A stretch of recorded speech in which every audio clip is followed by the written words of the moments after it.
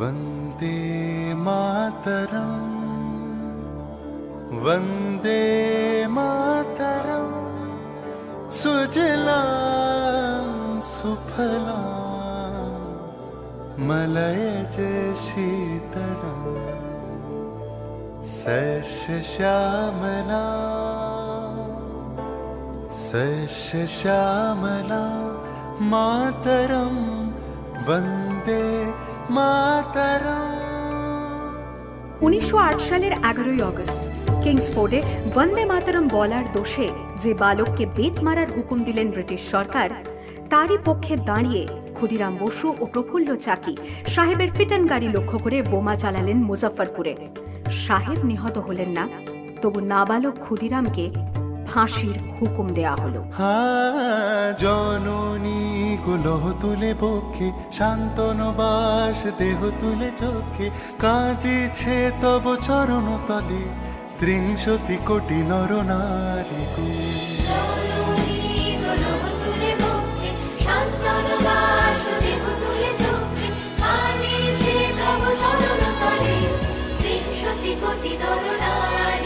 যারা স্বর্গগত তারা এখনো জানে স্বর্গের চেয়ে প্রিয় জন্মভূমি, এসো স্বদেশ ব্রতের মহাদীক্ষালু সেই মৃত্যুঞ্জয়দের চরণ চুমি। যারা জীর্ণ জাতির বুকে জাগালো আশা, মন মলিন মুখে জোগালো ভাষা, আজি রক্ত কমলে গাথা, আজি রক্ত কমলে গাথা মানল খাই বিজয় লক্ষ্মী দেবতাদেরই কলে। মুক্তির মন্দির শোকানো তলে কত প্রাণ হলো বলিদান, লেখা আছে অশ্রু জলে, লেখা আছে অশ্রু জলে। 9 সেপ্টেম্বর 1915 ইংরেজদের সঙ্গে সম্মুখ সমরের স্বাধীনতা ছিনিয়ে নিতে অস্ত্র আনার পরিকল্পনা করেন যতীন্দ্রনাথ মুখোপাধ্যায়। বালেশ্বরে সঙ্গীদের নিয়ে জাহাজ থেকে সেই অস্ত্র নামাতে গেলে ইংরেজ বাহিনী তাঁদের ঘিরে ফেলে। বুড়িবালমের তীরে লড়াই বাঁধে বিরাট ইংরেজ বাহিনী বনাম বাঘা যতীন ও তার 4 সতীর্থদের। এককালে শুধু ভোজালি হাতে যিনি বাঘ মেরেছিলেন, সেই বীর সেদিন লুটিয়ে পড়লেন। আমি হাসি হাসি পড়ব ফাঁসি, দেখবে ভারতবাসী, ও মা হাসি হাসি পড়ব ফাঁসি, দেখবে ভারতবাসী। একবার বিদায় দে মা, ঘুরে আসি। 18 এপ্রিল 1918 মাস্টারদা সূর্য সেন ও তাঁর 65 জন শিষ্য মিলে পরিকল্পনা করে চট্টগ্রামে ব্রিটিশ পুলিশের অস্ত্রাগার লুট করেন এবং তারপরে লুকিয়ে আশ্রয় নেন জালালাবাদ পাহাড়ে। এর 4 দিন পর ব্রিটিশ বাহিনী খুঁজে বার করে মাস্টারদা ও তাঁর সঙ্গীদের। সেদিনের অস্তমিত সূর্য ছিল সূর্য সেনের রক্তের আহ্বান। শোনো আহ্বান, আসে মাঠা বন পেরিয়ে, দুস্তার বাঁধা প্রস্তার ফেলে বন্যার মতো বেরিয়ে। আহ্বান শোনো আহ্বান, আসে মাঠঘাট বন পেরিয়ে, দুস্তার বাঁধা প্রস্তার ফেলে বন্যার মতো বেরিয়ে। যুগ সঞ্চিত শক্তি দিয়েছে সারা, হিমগিরি শুনল কি সূর্যের ইশারা। যাত্রা শুরু উচ্ছল ছোটে দুর্বার বেগে তটিনী, উত্তা তালে উত্তা নাচে মুক্ত শতনটিনী। যাত্রা শুরু উচ্ছল ছোটে দুর্বার বেগে তটিনী, উত্তা তালে উত্তা নাচে মুক্ত শতনটিনী। এই শুধু সুপ্ত যে নবপ্রাণে জেগেছে, রণসাজে সেজেছে অধিকার অর্জনে। এই শুধু সুপ্ত যে নবপ্রাণে জেগেছে, রণসাজে সেজেছে অধিকার।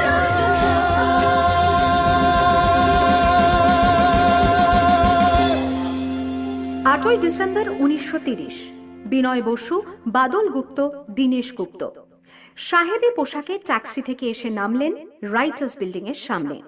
সোজা উঠে গেলেন দোতলায়। সামনেই সিমসনের ঘর। দ্বাররক্ষীকে ঠেলে ঢুকে গেলেন ভেতরে। বন্দুকের আওয়াজে গর্জে উঠল রাইটার্স। লুটিয়ে পড়লেন সিমসন।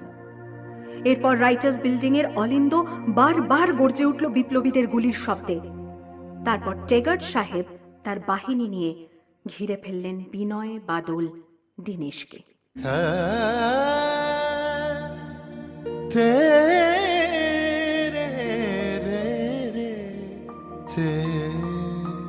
দুর্গম গিরিকান্তার মরু দুস্তর পারাবার হয়ে লঙ্ঘিতে হবে রাত্রি নিশীতে যাত্রীরা হুঁশিয়ার। 24শে সেপ্টেম্বর 1932 মাস্টারদা সূর্য সেনের মন্ত্রে দীক্ষিত প্রীতিলতা ওয়াদেদার 15 জন সশস্ত্র বিপ্লবীকে নিয়ে পাহাড়তলি ইউরোপিয়ান ক্লাব আক্রমণ করে আগুন ধরিয়ে দিলেন। ভারতীয় ইতিহাসের স্বাভিমানী মহারানীদের মতো নিজের আত্মমর্যাদা অক্ষুণ্ণ রাখতে সেদিন প্রীতিলতা ওয়াদেদার পটাশিয়াম সায়ানাইড খেয়েছিলেন ব্রিটিশ পুলিশদের সামনে।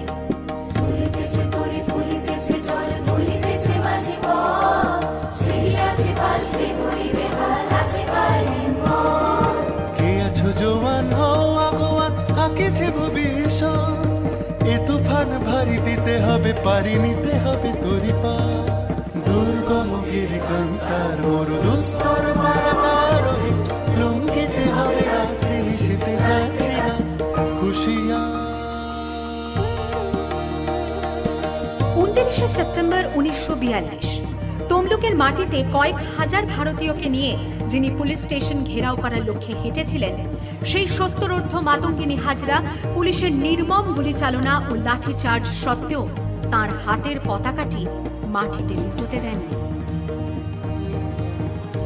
আর ঠিক তার পরের বছর 1943-এর 30শে ডিসেম্বর জাপান সরকারের অধীনে থাকা আন্দামান দ্বীপ সেদিন হস্তান্তর করা হলো ইন্ডিয়ান ন্যাশনাল আর্মিকে। পোর্ট ব্লেয়ারের মাঠে তিরঙ্গা পতাকা তুললেন সুভাষচন্দ্র। এটাই স্বাধীন ভারতের মাটিতে প্রথম তেরঙ্গা ঝান্ডা।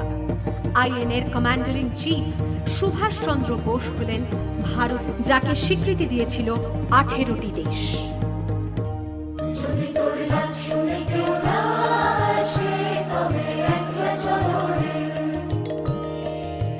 वंदे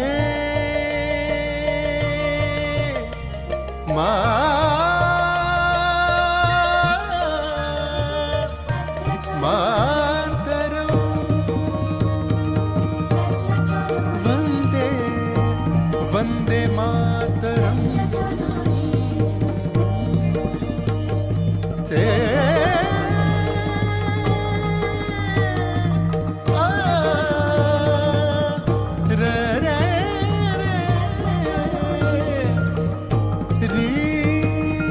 वंदे मातरम, वंदे